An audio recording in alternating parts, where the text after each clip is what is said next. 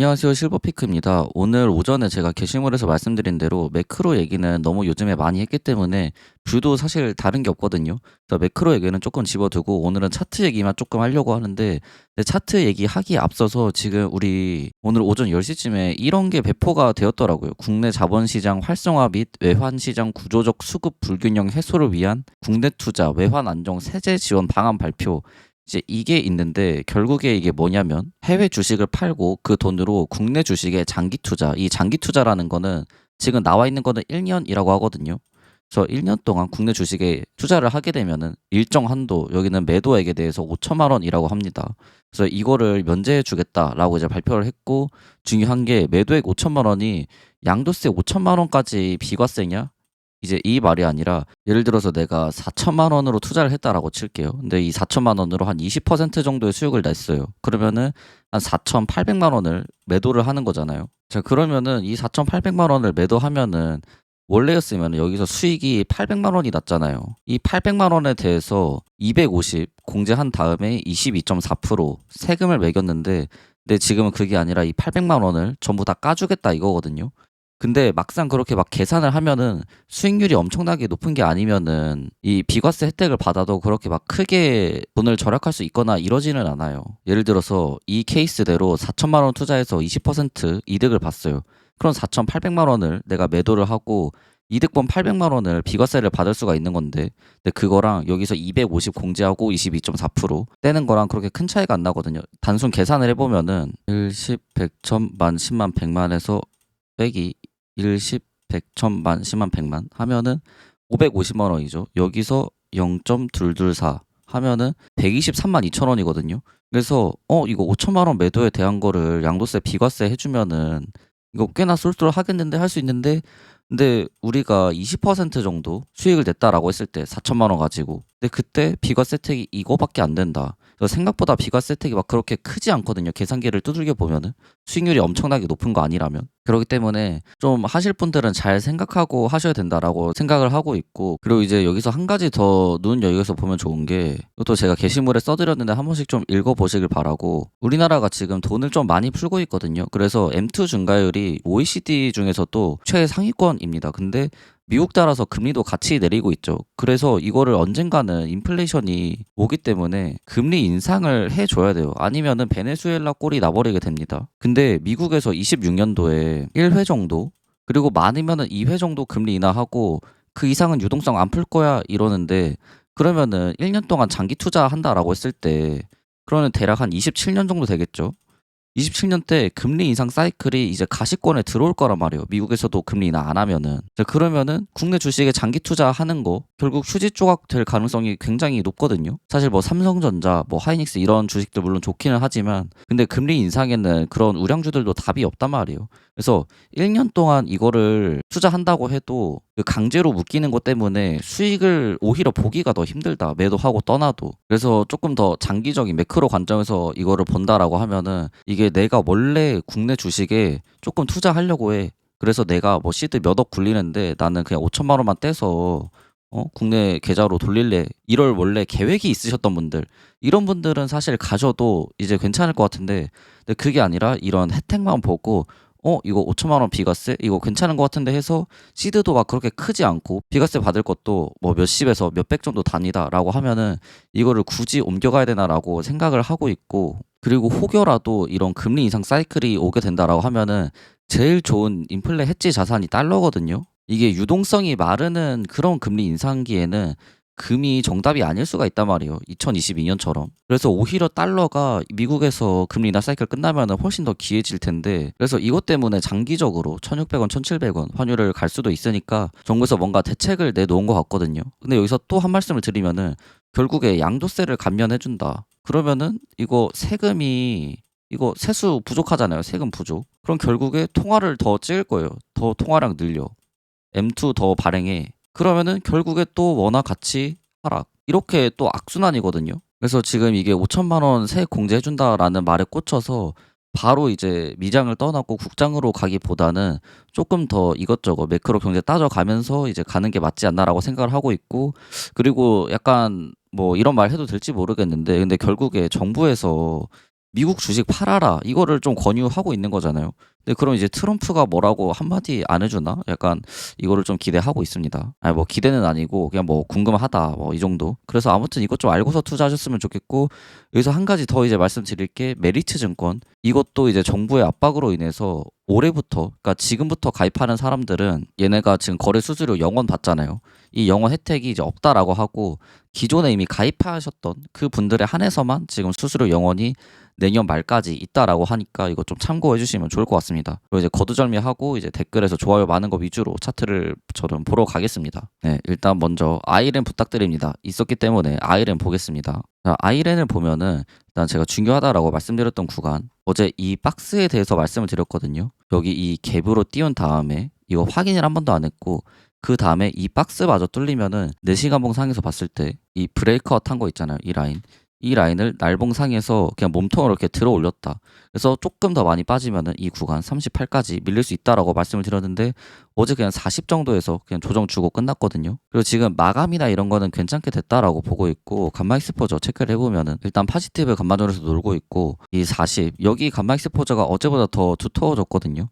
그래서 지금도 40으로 손절 라인 잡고 트레이딩 하기 나쁘지 않아 보이고, 그리고 45 여기를 넘긴다라고 하면은 완연한 이제 상방으로 좀 추세를 돌렸다라고 생각을 하고 있어요.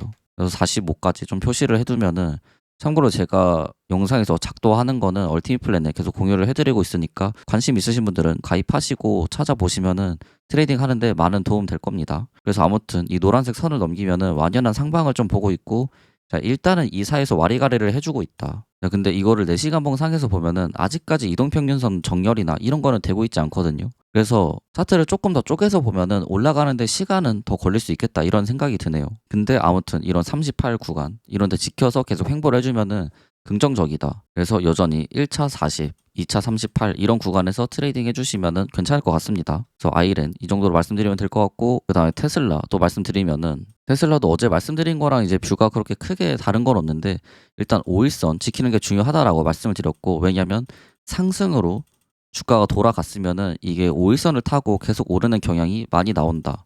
뭐 지금만 그러는 게 아니라 이때도 5일선 타고 이렇게 계속 올라가고, 5일선 밑에 봉이 잠기기 시작한 이후부터 이렇게 조정을 주고, 여기도 5일선 밑에 봉이 잠기기 시작한 이후부터 조정이 이렇게 오더라. 그리고 반대로 하락할 때는 또 5일선 맞고 계속 눌려요. 여기 보시면은 파란색 선이 5일선이거든요. 여기서 5일선 맞고 계속 이렇게 눌리잖아요. 여기 이렇게. 그래서 추세가 좀 강할 때는 5일선 위주로 보는 게 좋은데, 근데 지금 일단 5일선 위에서 봉이 마감을 해 있고, 그리고 주봉상에서 봤을 때도 역대 최고점 매물대에서 아직까지 놀고 있거든요. 이게 뭐 이런 라인이나 이런 라인 밑에 잠기지 않았잖아요.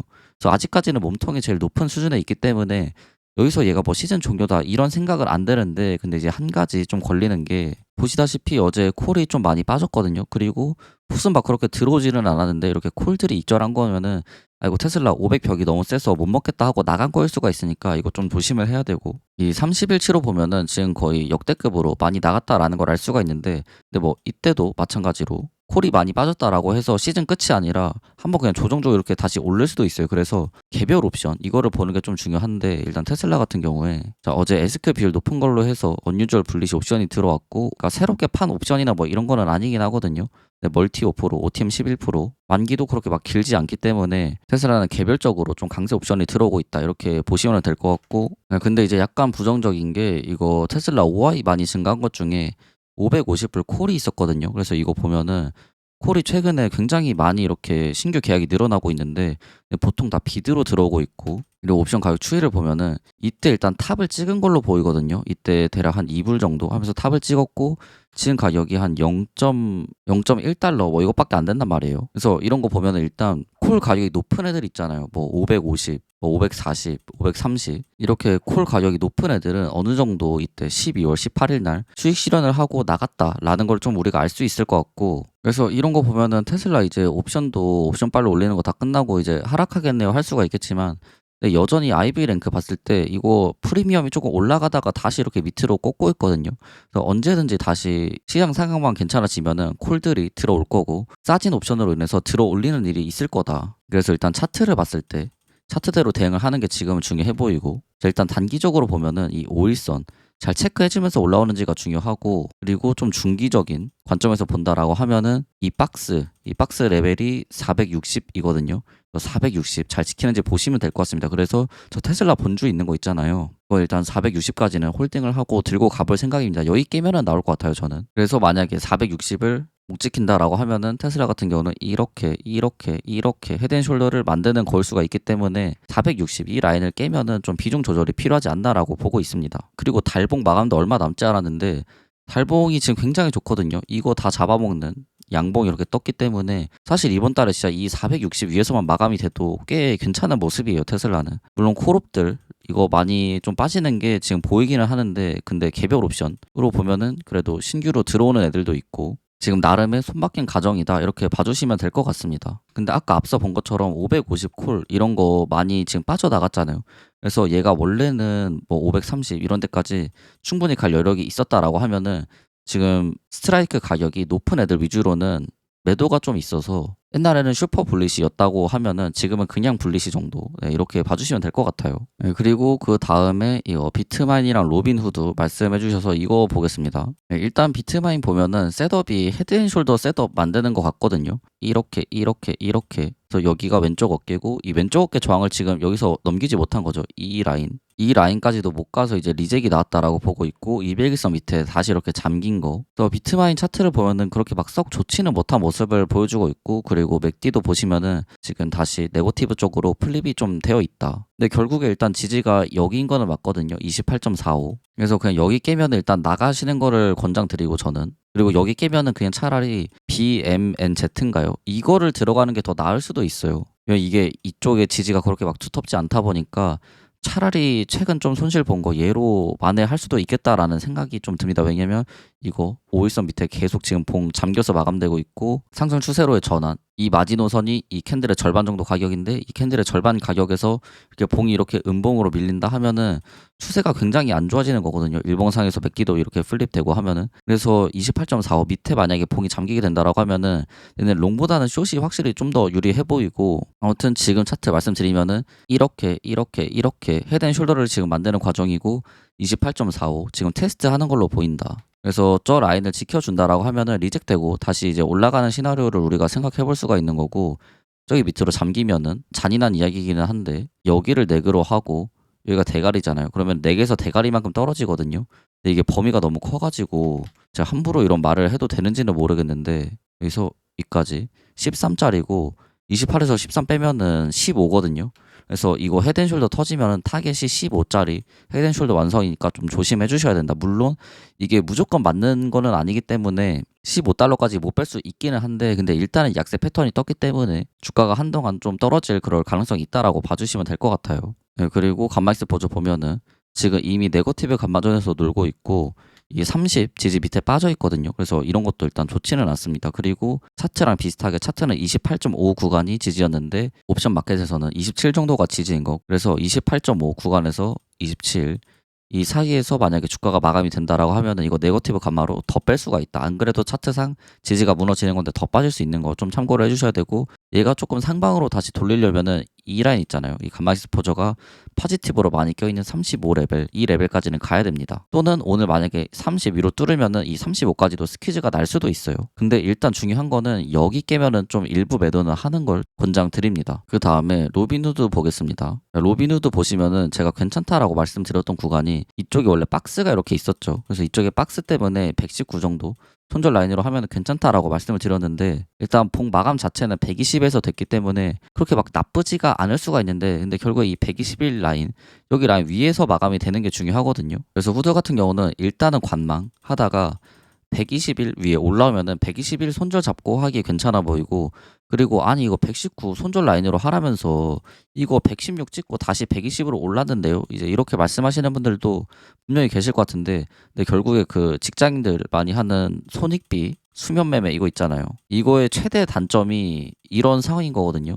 그냥 밑으로 좀 과하게 빼고 장막판에 다시 이렇게 쭉 말아 올려서 마감되는 거. 그래서 이런 일을 최대한 방지하기 위해서 손절 라인을 짧게 가져가는 겁니다. 그래서 수면 매매 특성상 이런 거는 대응할 수가 없는 점. 이거 좀 알아주시면 좋을 것 같아요. 그리고 저도 이런 수면 매매를 엄청 자주 하는 게 아닌 게 이런 상황 때문에 엄청 자주 하는 게 아니고 가끔씩 이거 아무리 봐도 장이 지금 옵션이나 원자재 채권 이런 거는 숏을 말하고 있는데 차트상 뭔가 QQQ 차트상 분리시해 그럴 경우 어쩔 수 없이 롱을 타야 되잖아요. 이제 그럴 경우에 제가 많이 하는 게 이 이유에서 그렇게 많이 하는 겁니다. 왜냐면 차트가 불리시면은 이런 휩스 없이 이렇게 위로 잘 갈 거니까. 그다음에 로켓랩이랑 엔비디아 보겠습니다. 일단 로켓랩 말씀드리면 제가 말씀드렸던 게 이런 노란색 선, 이런 라인 테스트할 때까지는 일단 사면 안 된다라는 말씀을 드렸거든요. 오르면은 그냥 보내줘야 한다.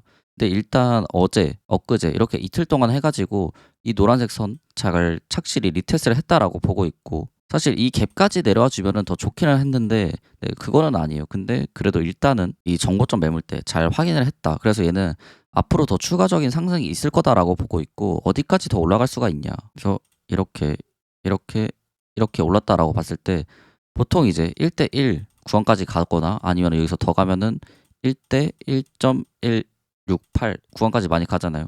그럼 일단 1대1 구간이 80이거든요. 그래서 일단 1차 타겟 80이라고 말씀드릴 수 있을 것 같고 그리고 80에서 만약에 안 차게 된다라고 하면은 97 여기까지 열려 있다. 이 말씀을 좀 드리고 싶네요. 그리고 이 1.618 구간이 여기서부터 하락해서 여기까지 하락이 끝났을 때 마찬가지로 1대 1.618 구간이기도 하거든요. 그래서 이 97 라인이 뭐가 많이 겹치는 라인이기 때문에 지금 힘도 좋고 섹터 자체가 되게 불리시하잖아요.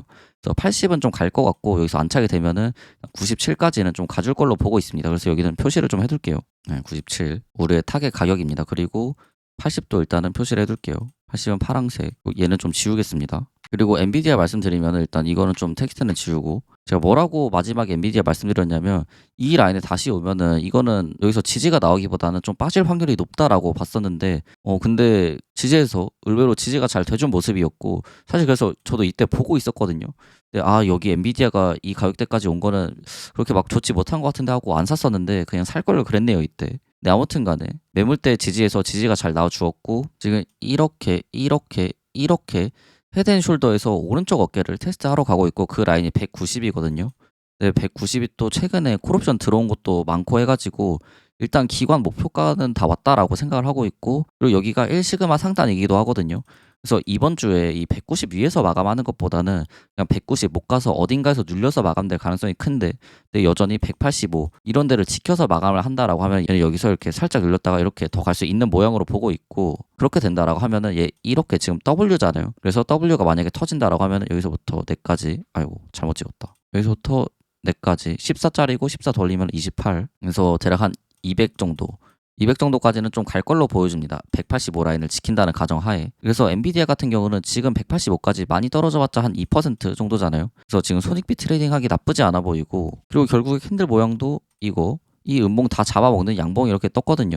그래서 괜찮다라고 봅니다. 근데 얘로 더 많이 떨어지면은 이런 갭 같은 데는 채울 수 있는 거 이거 좀 인지를 해두셔야 돼요. 그래서 엔비디아를 좀 짧게 보고 싶다라고 하시면은 이거 185 라인까지 185 위에 있으면은 그냥 슬금슬금 계속 모아가시면 될 것 같고 나는 조금 더 스윙 관점에서 보고 싶다라고 하면은 여기 180 구간까지 하락하는 걸 열어두고 이제 천천히 DCA 해가면은 괜찮다라고 보고 있습니다. 근데 얘가 만약에 180 밑으로 이렇게 뚫린다라고 하면은 이거는 또 어떻게 되냐면 달봉상에서 봤을 때 지금 이 양봉을 다 잡아먹는 음봉이 나왔고 이것 때문에 이번 달에도 이 빨간색 박스 여기까지 하락을 한 거거든요.